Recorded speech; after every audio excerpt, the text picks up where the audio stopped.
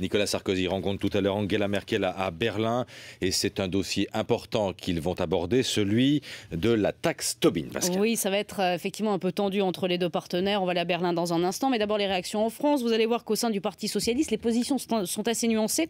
Et du coup, Maurice Leroy, le ministre de la Ville, s'en amuse. Je suis un peu surpris de voir les dirigeants socialistes critiquer cette mesure. Ils devraient se réjouir. Ils devraient s'en réjouir.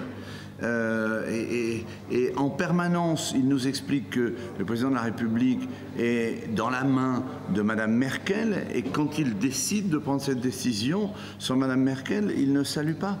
Il manque un peu de cohérence. Une priorité au direct, on rejoint Antoine Lard, le correspondant de BFM TV à Berlin. Je le disais, le déjeuner s'annonce tendu donc, entre Nicolas Sarkozy et Angela Merkel. Alors, on a du mal à comprendre. Angela Merkel n'apprécie pas l'initiative de Nicolas Sarkozy alors qu'elle-même propose cette taxe.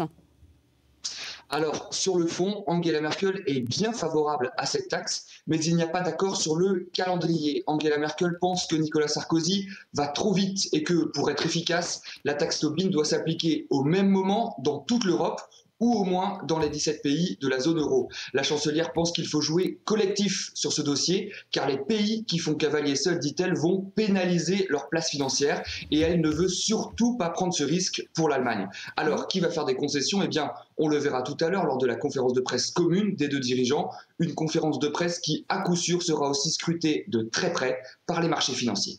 Antoine Lard, le correspondant de BFM TV à Berlin.